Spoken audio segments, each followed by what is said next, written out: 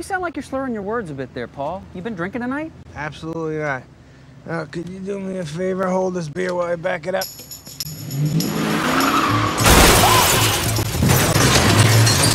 Hey, you can finish that one.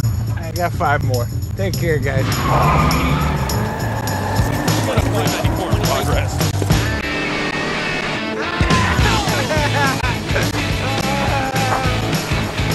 Wow. Well, I hope they like this.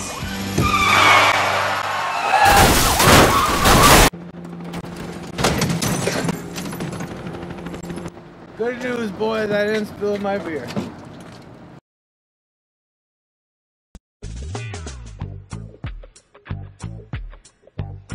Oh, hi. I'm Jackie Moon. I drink 1 beer and 1 beer only. Bud Light. A magical blend of barley, hops, and delicious alcohol. Cutting. That's not the line. Action. Drink Bud Light or I'll kill you with the wrong end of a basketball. Cut. No. No? No. The preferred beverage at sporting events, concerts, and tawdry burlesque shows. Speaking of burlesque shows, is that Makeup Honey around anywhere? You familiar with burlesque? Little? Or a lot? Cutting. Bud Light. I'm horny. Jack. No. Cut. What? Cut. What's wrong with this?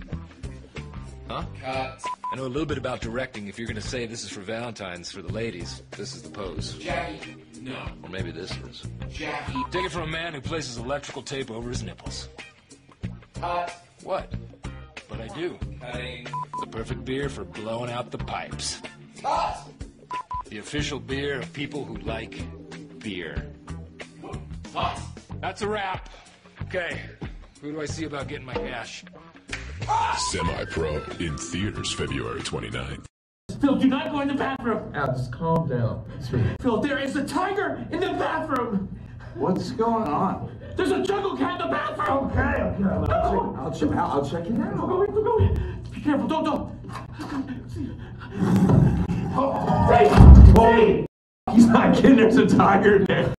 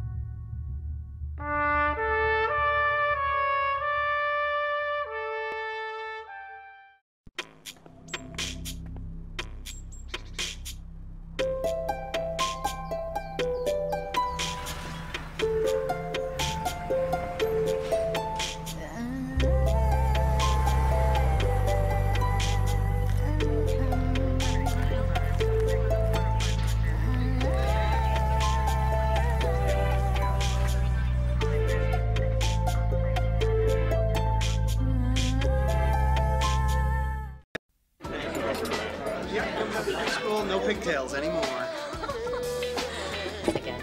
Check, please. David, you okay to drive? Yeah, I only had a couple drinks. I'm fine. Come on.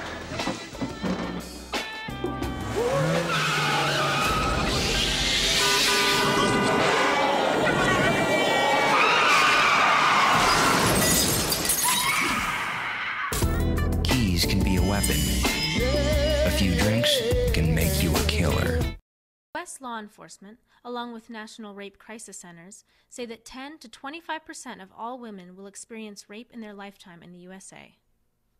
Date rape, or acquaintance rape, refers to non-consensual sexual activity between 2 people who already know one another. Rape occurs when someone is forced to perform a sexual act of any kind. When the victim knows her rapist as a casual acquaintance, a friend, or even a boyfriend, it can also be called date rape. Although women are the most frequent victims of date rape, men too can suffer from this crime. Although date rape can occur between sober people, alcohol is almost always involved. While frequently date rape occurs when a victim is drunk, often a victim's beverage will be spiked with an odorless, colorless date rape drug. The most common date rape drugs include Rohypnol, or roofies, gamma-hydroxybutyrate, or GHB, and ketamine. These drugs may limit memory and cause unconsciousness or feelings of immobility, making a sexual crime easier to carry out. If you've been the victim of date rape, you're not alone, and not without help. Before you change clothes or wash up, contact your local rape crisis center or your college's health center for guidance. Hey, listen up. Use your brain. Date rape is a crime. There's no excuse for violent behavior. I said I wanted to stop, and he listened. I didn't feel right about it, so I spoke up. I'm glad I backed off. Trust your instincts. Respect your partner. Date rape is a crime. Don't cross the line. Call 1-800-656-HOPE. To find a solution, we must first understand the problem. Alcohol, advertising, youth. It is our very real problem, and it is grotesque, omnipresent, and it touches us all. Because this is about more than just alcohol companies. This is about you and me and our future, and the overwhelming truth that alcohol is the #1 drug of choice for children and adolescents. And by the end of today, there will be 5,400 kids in the United States under the age of 16 who will take their first drink. And we have to accept the cold, hard reality that 50% of them will become dependent at some point. That this year, 1.4 million youth will need treatment for an alcohol problem, but only 100,000 will receive it. That children are less likely to drink when parents are involved with them. That even habits of older brothers and sisters influence younger siblings. This is a problem we face every day, because for today and tomorrow and the foreseeable future, our society demands alcohol. But what's also true is that we can be even more careful. We can advertise smarter. We can target more efficiently. We can raise awareness of the problem for not just youth, but adults too. We can promise to never stop looking for a solution as long as the problem exists. Because we share the future, and we need to work together. We can find new ways, better ways, to solve the problem. Because, as humans, we're best at taking dreams, goals, the impossible, and turning them into realities. Let's make it happen.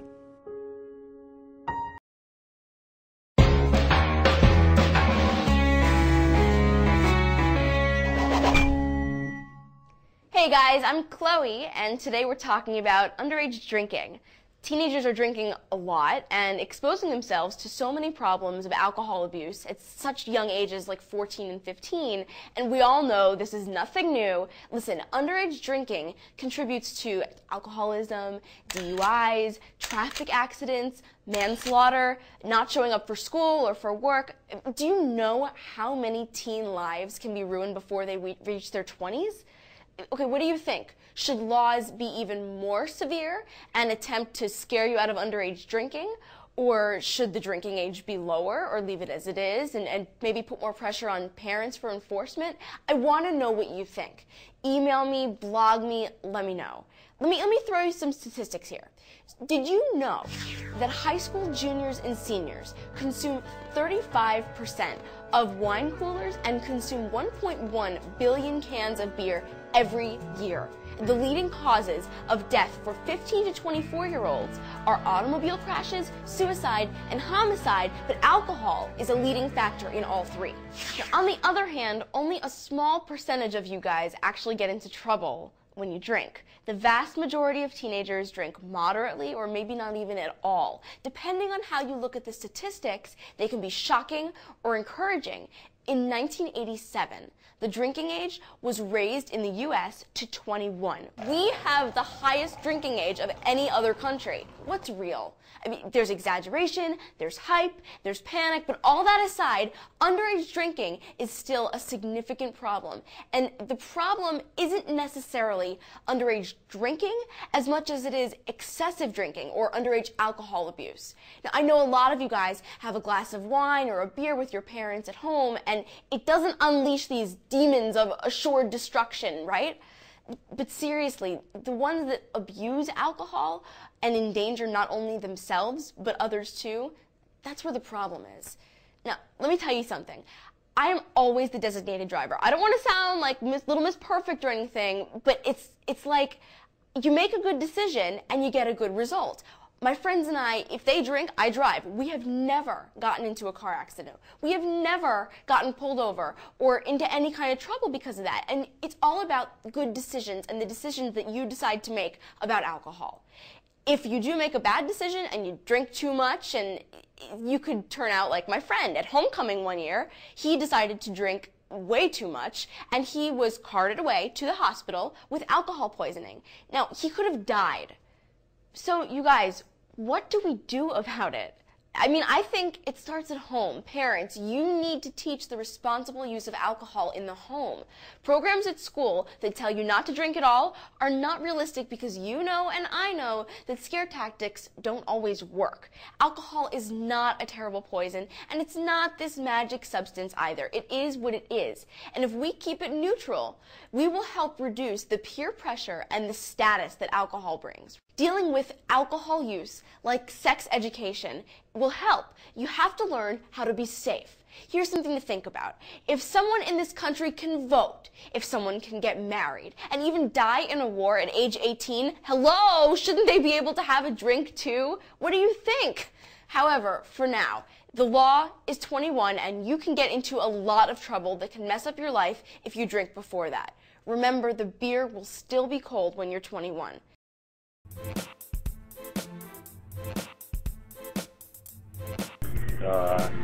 Twice a week? Never. Not enough.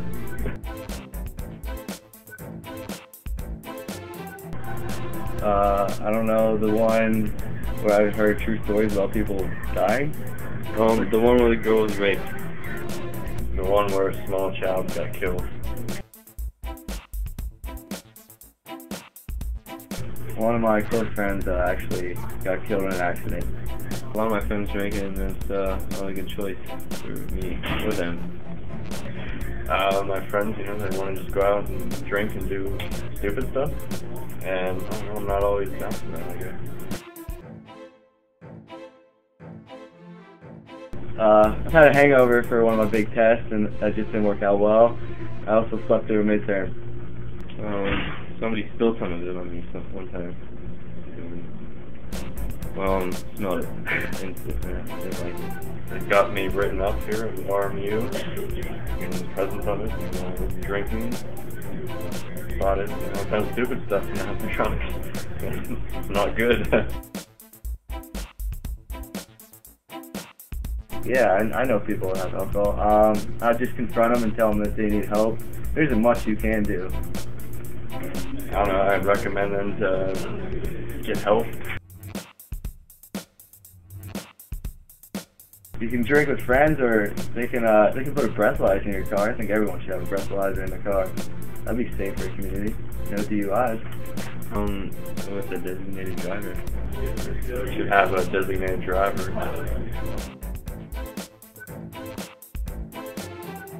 I'll monitor what my friends drink, maybe. Try to not allow people to drink, I guess. Promote awareness and say it's bad.